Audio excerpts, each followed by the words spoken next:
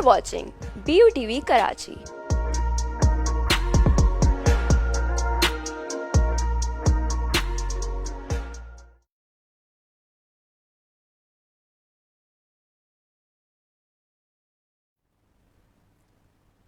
Assalamu alaikum everyone, a very warm welcome to our webinar.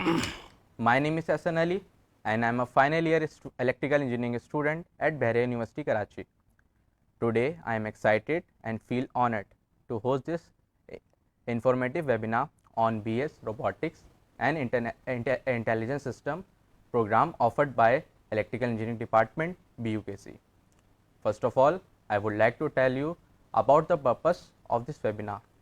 The purpose of this webinar is to spread awareness among the prospective candidates and their parents about BSRIS program, and that includes salient features, curriculum, program outcomes, accreditation status, fee structures, and lastly international and industrial linkages.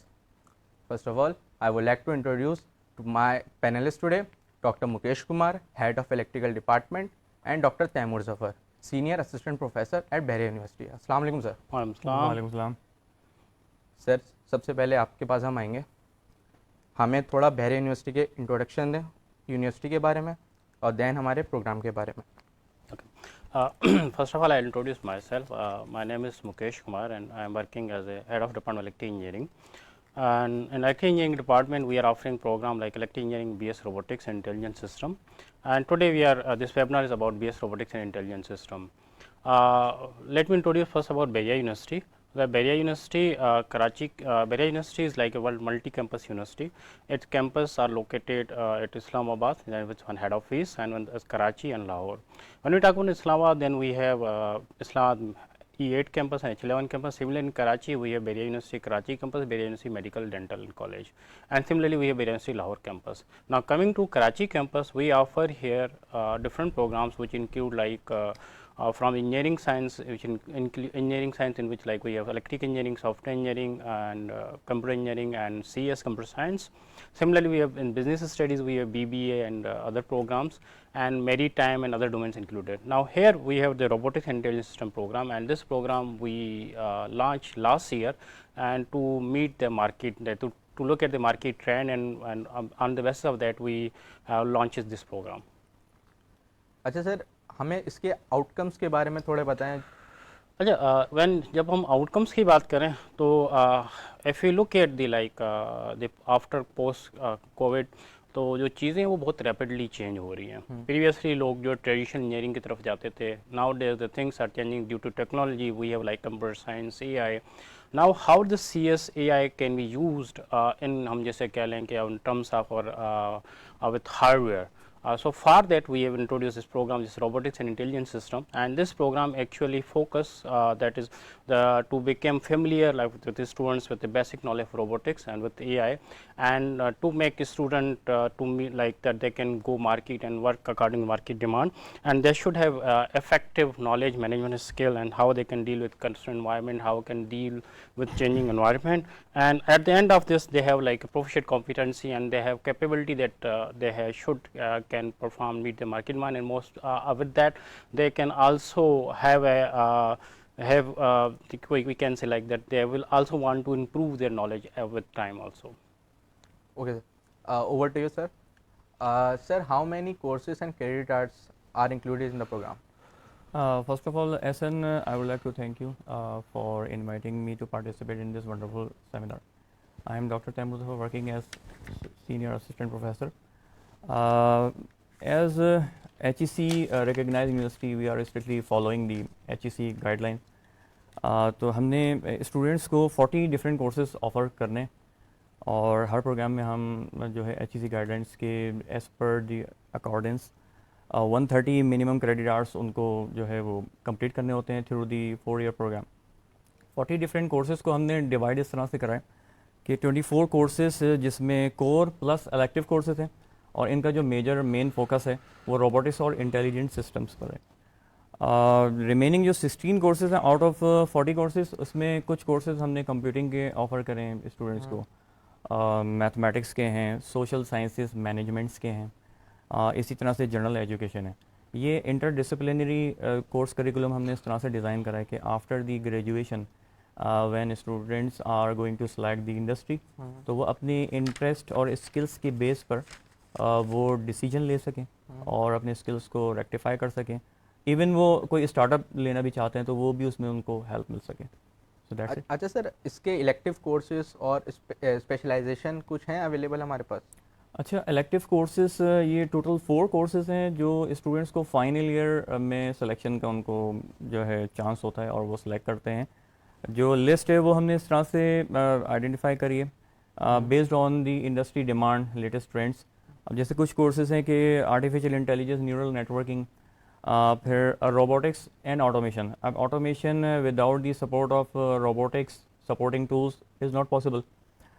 फिर इसी तरह से data science में अगर कुछ करना चाहते हैं तो उसके भी कुछ कोर्सेज जैसे क्लाउड कंप्यूटिंग है, डीप लर्निंग के साथ गेमिंग या वेबसाइट डेवलपमेंट में भी स्टूडेंट्स उसमें सिलेक्शन कर सकते हैं। तो काफ़ी इंटरेस्टिंग जो है वो इलेक्टिव कोर्सेज होते हैं हमारे।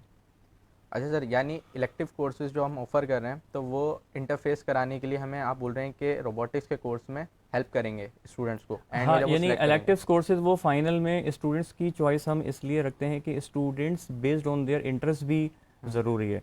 खाली ये नहीं कि हम उनको बाय फोर्स के यही कोर्स पढ़ना है, तो वो अपने इंटरेस्ट के हिसाब से और इंडस्ट्री जो ट्रेंड या डिमांड चल रही है तो उसमें से वो कोर्स सेलेक्ट कर सकते हैं। क्योंकि सर देखा जाए तो लोग जो एआई को फॉलो करते हैं तो वो समझते हैं कि हम रोबोटिक्स में आ रहे हैं तो हम एआई से दूर जा रहे हैं। तो सर इसके लिए थोड़ा बताएं, स्टूडेंट्स को गाइड करें। असल में रोबोटिक्स की जो हमने अभी जो लिस्ट मैंने आपको बताई है इसमें artificial intelligence, deep learning, fuzzy logic ये प्योरली बेस्ड कर रहे हैं इंटेलिजेंट सिस्टम्स पे। तो स्टूडेंट्स अगर इनको ज़्यादा फोकस करना चाहते हैं तो वो ये उठा सकते हैं। 4 कोर्सेज इन्हीं पे बेस करके वो आराम से प्रपोज कर सकते हैं हमें। Okay sir, thank you sir. अच्छा सर, कैरियर अपॉर्चुनिटीज़ के बारे में बताएंगे थोड़ा। रोबोटिक्स को एज अ पाकिस्तानी पेरेंट तो सबसे ज़्यादा उसको फिक्र होती है कि कोर्स के बाद मेरे बच्चे को जॉब मिलेगी या नहीं मिलेगी, तो थोड़ा इसके बारे में गाइड करें। अच्छा, करियर के पर्सपेक्टिव में अगर हम बात करें तो पहली चीज़ तो ये एक फील्ड हम कह लें कि मीन्स नई फील्ड है पाकिस्तान के पर्सपेक्टिव में। और आजकल जो हमारे पास जो ट्रेंड है वो ज़्यादातर हम कह लें कि CSIT की साइड पे ज़्यादा है। बट अगर हम जब इंडस्ट्री में जाते हैं तो इंडस्ट्री में हमारे पास now days the things are moving toward autonomous. सबसे पहले हम कह लेंगे फॉर एग्जांपल व्हीकल इंडस्ट्री की बात कर लें या हम कह लें कि जो ऑटोनॉमस मोटर व्हीकल इंडस्ट्री है, और या उसके बाद अगर हम फार्मास्यूटिकल इंडस्ट्री की तरफ चले जाएं, या उसके बाद अगर हम रेस्क्यू की तरफ चले जाएं या डिलीवरी की तरफ चले जाएं, या oil and gas mineral exploration की बात करें, तो now day the things are changing toward autonomous systems. और अगर हम इसको ज़रा थोड़ा लॉन्ग टर्म में सोचें तो अगर अभी से अगर हम प्लान करेंगे तो आफ्टर 10 या 15 ईयर्स हम ये सोच सकते हैं कि हमारा करियर कहाँ पे होगा या हम किस तरह से ऑटोनोमस इंडस्ट्री की जो डिमांड होगी उसको मीट कर सकते हैं। अच्छा, इसके साथ साथ ऐसा नहीं है कि सिर्फ स्टूडेंट जो सिर्फ इस इंडस्ट्री में जा सकता है। अगर स्टूडेंट के पास स्किल्स हैं, प्रोग्राम स्किल्स है, तो student can work like in IT industry और AI इंडस्ट्री, या student can like work with any company which is in like outside Pakistan, और उसके लिए वो यहाँ पे बैठ के उसकी प्रोग्रामिंग वगैरह ये भी चीज़ कर सकता है। तो ऐसा नहीं है कि इसमें हम कह लें कि जॉब मार्केट के पर्सपेक्टिव तो there are many options available for students after graduation. यानी सर आप ये बोल रहे हैं कि ऑनलाइन जॉब्स का जो हमारे पास ऑप्शन मौजूद है तो वो इसके साथ अवेल है हमारे पास? नहीं, डेफिनेटली। देखें, आप सिर्फ ये ना देखें ना, जब अभी थोड़ी देर पहले जो कोर्सेज़ के बारे में बताया तो उसमें हम सिर्फ ये नहीं है कि सिर्फ इसमें हम रोबोटिक्स के कोर्सेज़ पढ़ा रहे हैं, इसके साथ साथ हम इसमें प्रोग्रामिंग के कोर्सेज पढ़ा रहे हैं, और इसके साथ साथ मशीन लर्निंग है, AI है, डीप लर्निंग भी है। तो ये सब नॉलेज होने के बाद स्टूडेंट चाहे तो मीन्स वो ऑनलाइन जॉब भी कर सकता है, क्योंकि आजकल मीन्स जो हम कह लें कि जो सिस्टम या कह लें कि जो चीज़ें हैं the things are working like remotely a lot. Means हम बाहर भी जाएँ तो वो क्या था, वो कहते हैं कि यार आप ऑफिस में आने की ज़रूरत है, आप घर बैठ के ही काम कर लें, वहाँ से ही कर लें, क्योंकि this is saving there cost. अगर स्टूडेंट के पास स्किल तो स्टूडेंट यहाँ पे बैठ के काम कर सकता है, and student have like lot of opportunities in that side. Okay sir, over to you doctor Taimur. Sir scholarships के बारे में बताएंगे हमें, क्योंकि पेरेंट्स का और बच्चों का ये होता है कि वो फाइनेंशियल हेल्प होती है या मेरिट की स्कॉलरशिप के बारे में होती है जो। अच्छा, उसके बारे में बहरी यूनिवर्सिटी की सबसे अच्छी बात ये है कि स्कॉलरशिप्स अवेलेबल हैं फॉर ब्राइट स्टूडेंट्स। अगर आप अच्छा परफॉर्म करते हैं तो आपको परेशान होने की ज़रूरत नहीं है कि फाइनेंशियल जो इश्यूज़ हैं उसकी वजह से आपकी पढ़ाई कंटिन्यू नहीं रह सकेगी, ऐसा नहीं है। अब यहाँ पे देखें, बहरिया की अगर हम बात करें, at Bahria university there are 2 major categories. इसके अलावा जो 3rd कैटेगरी है वो गवर्नमेंट की है। जैसे मैं पहले उसके बारे में बता देता हूँ कि HEC एहसास प्रोग्राम है। इसमें आपको हर सेमेस्टर में ओवरऑल CGPA आपको 3 से ज़्यादा मेंटेन रखनी है। ज़्यादा से ज़्यादा जितनी आप रखेंगे उतने आपके ज़्यादा चांसेस होंगे, क्योंकि ऑल ओवर द पाकिस्तान इसमें कंपटीशन होता है, लिमिटेड सीट्स होती हैं। अच्छा, अब बहरिया यूनिवर्सिटी की हम स्कॉलरशिप की अगर बात करें तो जो एक नंबर 1 जो कैटेगरी है वो मेरिट है। मेरिट बेस्ड के लिए आपको अपने बैच में हर सेमेस्टर में टॉप 3 में अगर आप लाई करते हैं तो आपको 30% से लेकर 70% तक आपको फी डिस्काउंट मिल जाता है। अच्छा, इसके लिए ये दोनों मेजर कैटेगरीज आप देखें फोकस करें तो इसमें ब्राइट स्टूडेंट्स या आपकी गुड परफॉर्मेंस है उस पर आप बेस करें। अच्छा, एक लास्ट कैटेगरी है जो कि नीड बेस्ड स्कॉलरशिप है, जिसको फाइनेंशियल असिस्टेंस कहते हैं। इसमें स्टूडेंट्स या तो न्यूली इनरोल्ड है या previously enrolled student, both are eligible. अगर उनको ज़रूरत है और वो उसको डिफेंड कर सकते हैं तो वो इस प्रोग्राम में अप्लाई करते हैं, और उसके लिए उनको CGPA या करंट GPA 2.5 मेंटेन करनी होती है। फिर देयर इज़ सम क्राइटेरिया जो कि बहरी यूनिवर्सिटी ने अपना मेंटेन रखा है।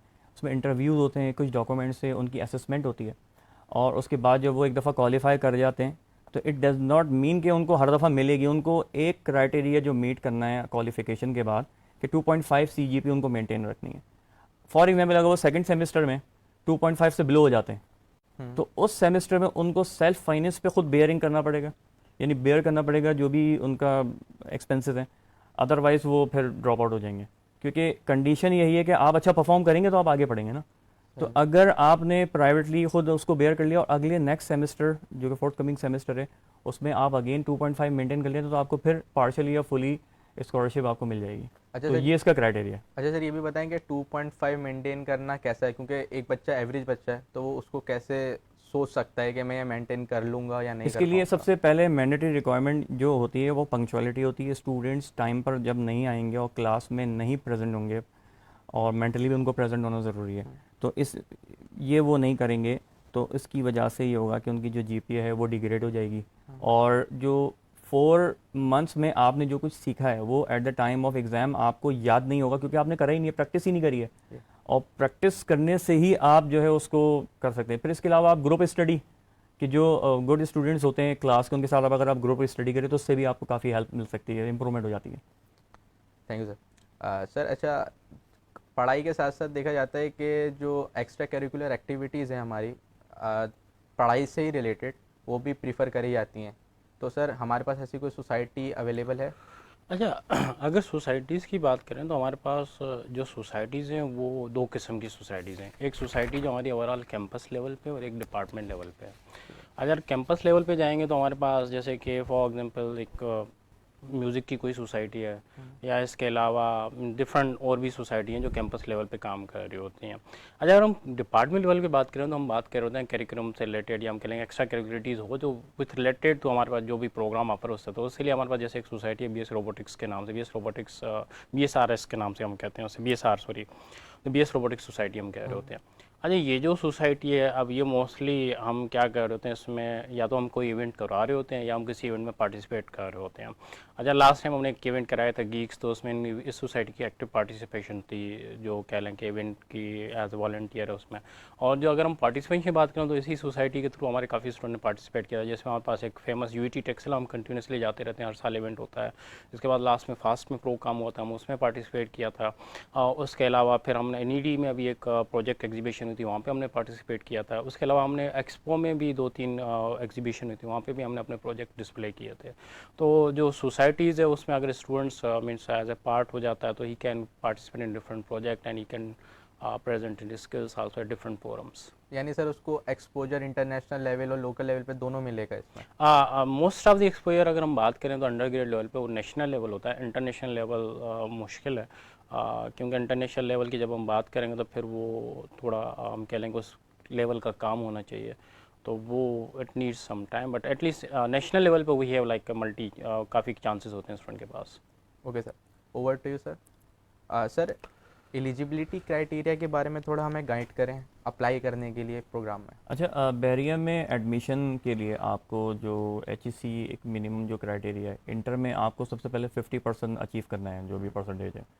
अच्छा, आप रेलिवेंट जितनी फील्ड्स हैं जैसे प्री इंजीनियरिंग, कंप्यूटर साइंस हो गई, प्री मेडिकल, आपने अगर डिप्लोमा करा है उसका भी इक्विवेलेंसी आप 50% आपको प्रूफ देना है। फिर IBCC सर्टिफिकेशन होती है, अगर उसमें भी आप मैथ्स के कोर्सेज आपने पढ़े हैं वो प्रूफ दे देते हैं तो आप एंट्री टेस्ट में अपेयर हो सकते हैं। ओके। अच्छा, फॉर एग्जांपल अगर आप प्री मेडिकल के आपने मैथ्स के कोर्सेज नहीं पढ़े तो आफ्टर गेटिंग दी एडमिशन तो फर्स्ट सेमेस्टर में आपको कुछ बेसिक मैथ्स के कोर्सेज पढ़ाए जाएंगे और वो आपको क्वालिफाई करने हैं रेगुलर जो कोर्सेज के साथ, तो आप अपना प्रोग्राम कंटिन्यू कर सकते हैं।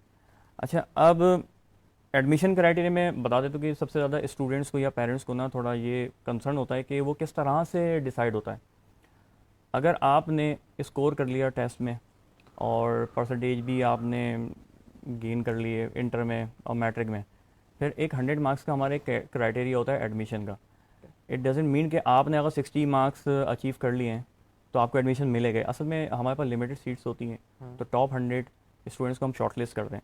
अगर आप उसमें रह जाते तो आपको दूसरे जो सेकंड थर्ड चॉइस है वो हम ऑफ़र करते हैं। तो ये आपको अपने जहन में रखना है। अच्छा, मैं थोड़ा सा इनका ब्रेकअप बता दूं कि जो 100% हमने डिवाइड किस तरह करा है जो एडमिशन क्राइटेरिया है, कि इसमें जैसे 50% मार्क्स तो आपके एंट्री टेस्ट जो भी आपने स्कोर करा है उसका आउट ऑफ 50 में स्केल डाउन करके परसेंटेज निकाली जाएगी, ठीक है। इसी तरह से इंटर के जो भी परसेंटेज है वो रिमेनिंग जो 50 मार्क्स है उसमें से 40 मार्क्स के इक्विवेलेंट वेटेज होगा इंटर का रिजल्ट। फिर जो रिमेनिंग 10 मार्क्स बच गए वो कैलकुलेट होंगे स्केल डाउन करके जो मैट्रिक का रिजल्ट है। अब इसकी हम एक सिंपल से केस स्टडी में बता देता हूँ कि जैसे एक स्टूडेंट ए है, उसने एंट्री टेस्ट दिया। अब वो 100 मार्क्स का होता है एंट्री टेस्ट भी, एडमिशन क्राइटेरिया 100 मार्क्स का वो अलग है, 100 मार्क्स का जो एडमिशन टेस्ट है वो अलग है। उसमें फॉर एग्जांपल उसने 50% सिंप्लिसिटी के लिए हम कंसिडर कर लेते हैं 50% उसने स्कोर करा है। तो जो एडमिशन क्राइटेरिया के 100 मार्क्स हैं 50, उसका जब आप 50% कैलकुलेट करेंगे क्योंकि उसने 50% स्कोर करा तो वो 25 हो गया, तो 25 ये स्कोर आप सेव कर लें। फिर इंटर के रिजल्ट देखें, फॉर एग्जांपल वो भी सिंप्लिसिटी के लिए हम 50% कंसीडर कर लेते हैं। तो आउट ऑफ 40 में जब आप 50% कैलकुलेट करेंगे वो हो गया 20, तो 25 प्लस 20 होगा 45 मार्क्स। अब रिमेनिंग जो 10 मार्क्स रह गए वो इजीली आप, अगर उसने 70% स्कोर करा तो वो 7 मार्क्स हो जाएंगे, अगर उसने 50% स्कोर करा है मैट्रिक में तो आउट ऑफ 10 वो 5 मार्क्स हो जाएंगे।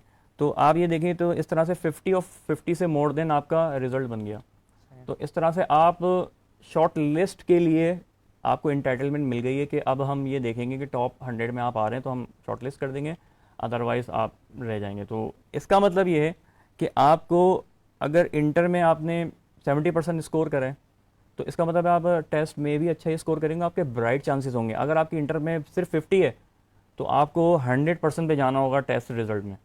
जो टेस्ट एंट्री टेस्ट आप देंगे उसमें 100% अचीव करना होगा, तब जाके आपके चांसेस होंगे, वरना फिर बहुत मुश्किल हो जाएगा। तो ये यानी सर हर साल मेरिट चेंज होता है इस तरीके से? मतलब ये डिपेंड करता है कि अगर ओवरऑल जो परसेंटेज जा रही है, रिज़ल्ट क्या आया है पूरे सिंध बोर्ड में, तो उसके हिसाब से ये अप भी हो सकता है और डाउन भी हो सकता है।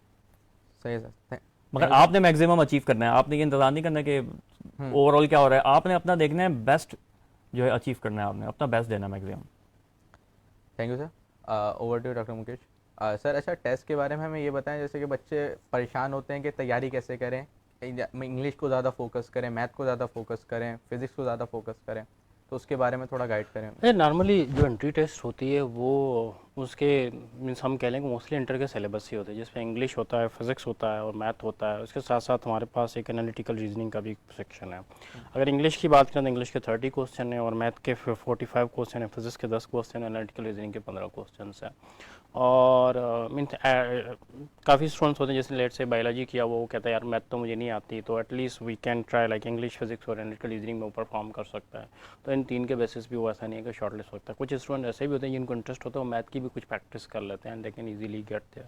तो जो एंट्री टेस्ट है ओवरऑल सब जगह पे यही होता है, जो 3-4 सेक्शंस होते हैं। And this we have also similar like physics, math and कह लें कि analytical and English. And student depend करता है वो कितना प्रिपेयर या किस तरीके से करें। बस टेस्ट हमारा जो CBT कंप्यूटर बेस्ड टेस्ट होता है, तो उसमें ये होता है कि हमारे पास मीन्स ऐसा नहीं है कि पेपर बेस्ड टेस्ट होता है, कंप्यूटर पे टेस्ट देंगे एंड इट्स कम्प्लीटली ऑनलाइन। तो कोई भी इसमें ऐसा नहीं है कि हम कह लें कि भाई पेपर जो है वो पहले लीक हो गया, ऐसी कोई चीज़ें नहीं होती, तो कंप्यूटर बेस्ड कम्प्लीटली। अच्छा सर, वो नॉर्मल मतलब अपनी जो इंटर की पढ़ाई है या वो लेवल्स की पढ़ाई है उसको फॉलो करके वो टेस्ट में अपेयर हो सकता है? You can do that, it's not like उसे कोई सेपरेट कोई अलग से तैयारी करने की ज़रूरत नहीं है। यू कैन नॉर्मल अगर टेस्ट कहीं पे भी दे रहा तो फॉर एग्जाम्पल वो यहाँ पे भी दे सकता है and you can easily like qualify for that.